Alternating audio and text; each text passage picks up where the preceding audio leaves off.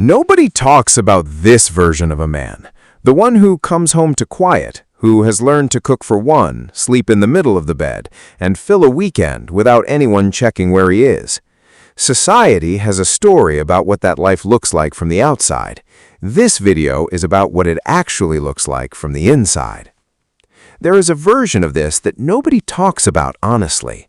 Not the version in the movie, not the sad bachelor with takeout containers and unwashed dishes, not the happy minimalist with a perfectly organized apartment and a full social calendar. The real version, the one that is neither knows of those things, and sometimes both of them on the same day. This video is about men who live alone, not as a problem to be solved, not as a lifestyle to be celebrated, just as a reality that a significant and growing number of men are living, and that most conversations about it get completely wrong. Let us start with the number, because it matters. In the United States alone, more than 18 million men live by themselves. That number has been rising steadily for decades and shows no sign of reversing.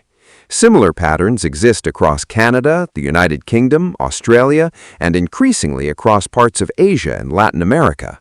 Living alone is no longer an exception. For a growing portion of the male population, it is simply the arrangement their life has taken. And yet, the cultural conversation about men who live alone almost always misses what the experience actually is. There are two stories that get told most often.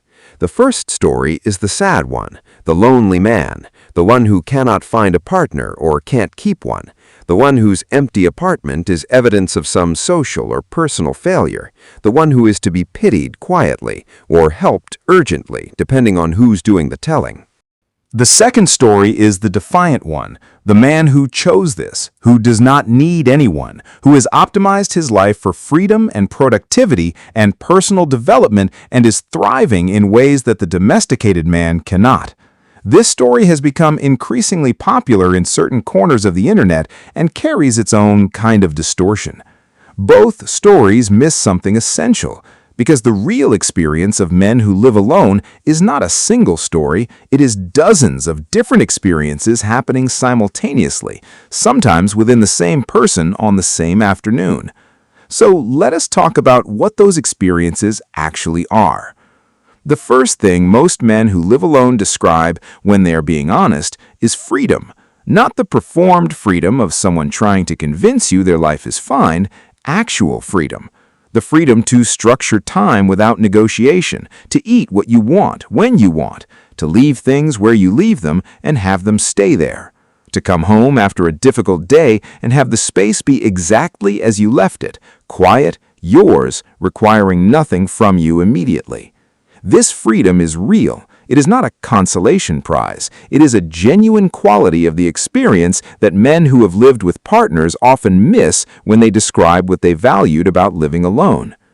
But the same men, if you keep asking, will describe something else. The weight of full responsibility. When something breaks, there is nobody else to notice it or deal with it. When you are sick, there is nobody to bring you something. When something good happens, something small, something that would take 30 seconds to tell someone, there is nobody to tell it to in the way that matters. The unshared good moment is one of the quieter costs of living alone that people rarely talk about because it sounds small and yet accumulates into something significant over time. There is a specific psychology to living alone that researchers have been examining more carefully in recent years. A 2022 study from the University of Michigan found that men who live alone show different patterns of emotional processing than those who cohabit. Specifically, they tend to internalize more, to process experiences inward rather than outward, because the habit of externalizing thought through conversation is simply less available to them. This is not inherently a problem, but it becomes one when the internalization is the only option, when there is no outlet, when the accumulation of unexpressed experience builds up in a way that has nowhere to go. This is where the loneliness research becomes important to understand accurately, because loneliness is not the same as being alone. Men who live alone are not automatically lonely. Many report high levels of life satisfaction, strong friendships, and a genuine preference for their living arrangement. But the research also shows that men, more than women, tend to rely on romantic partnership as their primary source of emotional intimacy, which means that for men without that partnership, the absence is felt in a specific and sometimes acute way that their social lives do not fully compensate for. The man who has good friends, a fulfilling job, and a life he has built with intention can still feel, on a Sunday afternoon when the weekend has no particular shape to it, a specific kind of hollow that is hard to name. Not depression necessarily, not loneliness in the dramatic sense, just the absence of someone who knows what kind of day it was. There is also the identity dimension of living alone that rarely gets examined. For most of human history, adult male identity was organized around specific relational roles: provider, husband, father. These were not just social arrangements, they were the containers inside which a man understood what his life was for. The question of purpose was largely answered by those roles, whether or not the man found them fulfilling. Men who live alone without partners or children exist outside those traditional containers, which means the question of what my life is for does not come pre-answered. It has to be built, actively, deliberately, often alone in both senses of the word. This is harder than it sounds. Not because men who live alone are incapable of building meaningful lives, clearly they are, but because building a self-directed sense of purpose without the structure of traditional roles requires a level of self-awareness and intentionality that is not naturally developed in most men and is not culturally supported in the way that traditional life paths are. The men who navigate this well are the ones who figured out, usually through trial and error and sometimes through significant pain, that the question of what your life is for requires an answer that comes from inside rather than from the arrangement of your household.